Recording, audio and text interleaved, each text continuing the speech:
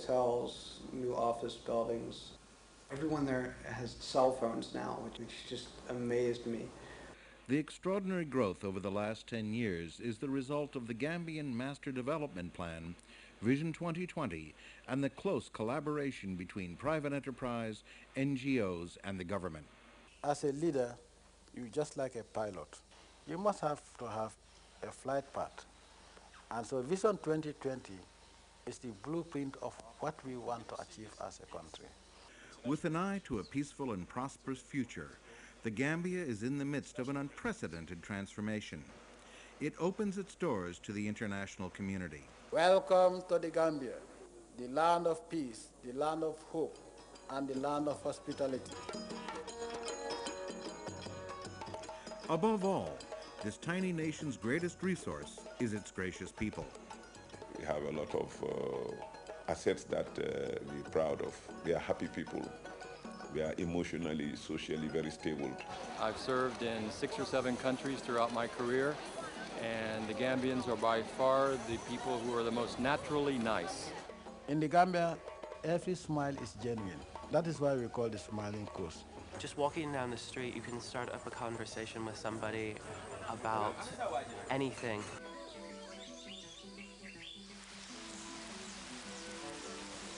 This small, tiny little country it transcends boundaries. The beauty of humanity and our greatness lies in our ability to live together peacefully.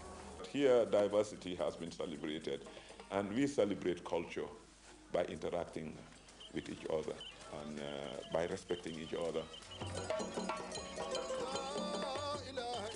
You come to the Gambia in the month of Ramadan, you think that the whole country is Muslim. If you come to the Gambia by Christmas, you think that the whole country is Christian. We thank you for the peace we have in our nation that made it possible for us to gather and for us to move in progress and development.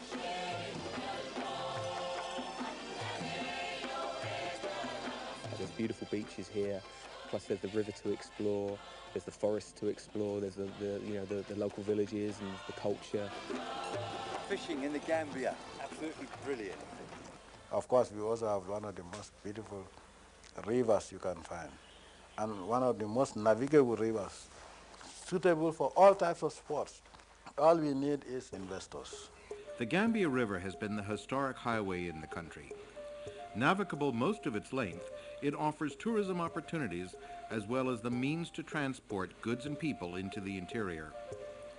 At its mouth is the long-established deep-water port of Banjul, with its modern and efficient cargo handling capabilities, bustling with shipments to and from Europe and the Americas. The administration of the port is much easier to deal with than some other countries where you might have freight waiting for paperwork to clear for months, where in Gambia it generally takes days. Another unique advantage of the Gambia, the language. The Gambian fabric, which we know that we make it ourselves. Welcome to the paradise of the Gambia. I have travelled to many countries and decided I'd like to do a business of some sort in tourism for many, many years before I found this area. Being English speaking, being the laws that are similar to England, makes me feel totally comfortable in that way. Dealing with shopkeepers, taxi drivers, whatever, they all speak English. It just makes business much easier to do.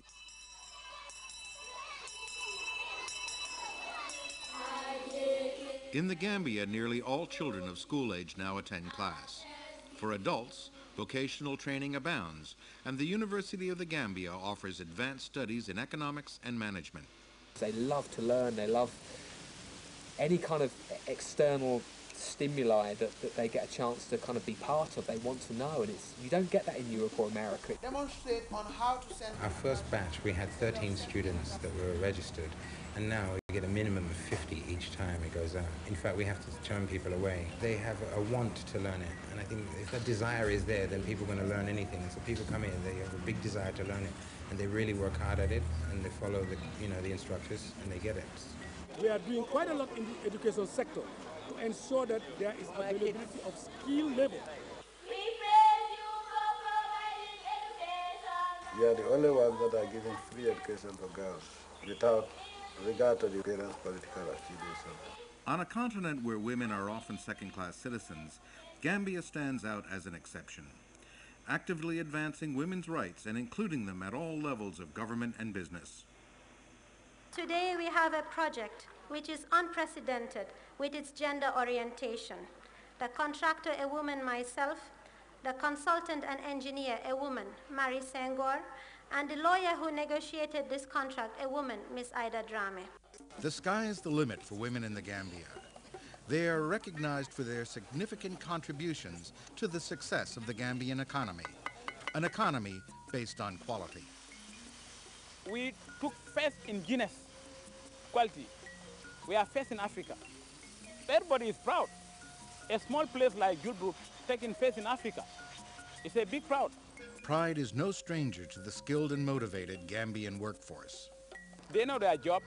They are honest and trustworthy. You can depend on them. Gambians understand that it's a competitive world. You have to make sure that you are always a step ahead of the competitor. Otherwise, investors have choice. In 2004, the World Economic Forum ranked the Gambia as Africa's 6th most competitive economy and first among the West African countries. We are one of the smallest countries in Africa. And we are ranked one of the best in Africa. So in terms of transparency, in terms of the fight against corruption, in terms of political stability and good governance. Small, it is a great advantage because it is easy to organize logistics, for example, for investors. GIFSA, the Gambian Investment Promotion and Free Zone Agency, is the one-stop shop for streamlining the process for setting up a business. We established this agency to deal with all matters relating to attracting and establishing an investment in the country.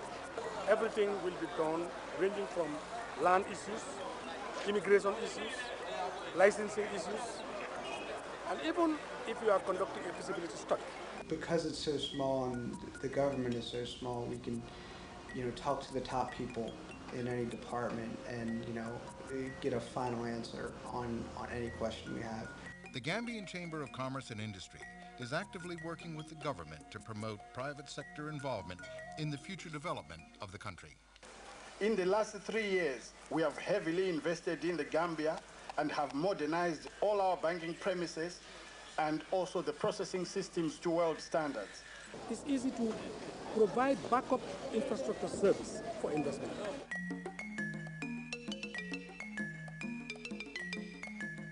Communications technology and highways are bringing even remote corners of the Gambia within reach of the world. The infrastructure all around here is growing. It's growing in the Gambia, it's growing in Senegal. They're building roads all the way through Senegal. This particular road is going to go all the way up to Gibraltar. 03, clear to land runway. Daily flights touch down on new runways at the Banjul International Airport. Banjul is one of the most modern and well-equipped airports in Africa. Within the sub-region, we have the longest runway. So that's why NASA is using it as their landing site. There are certain countries, you have to drive 1,000 kilometers from the hinterland to access certain facilities. That is not the case with Gambia. Modernization is everywhere. Cell phones and cyber cafes are just a few of the signs of a country wired for business. The growth in IT in this country puts us in touch with the world and opens up all those horizons for us.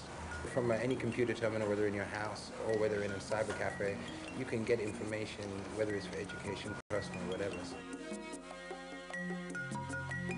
From vocational skills to healthcare, education, and farming, NGO involvement in developing the country is invaluable. The government has created the enabling environment as well to encourage organizations from the outside to come and participate in national development. We have reached a point where communities quite clearly know what their needs are. Okay, so the shift is about the communities taking a central role in articulating their own needs and taking center stage in addressing those needs. You can have resources, you can have natural resources in abundance, but if you don't have a committed leadership and a dedicated people, you cannot get anywhere.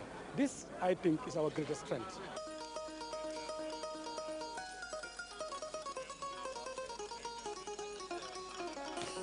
Which better place can you live in West Africa better than Gambia?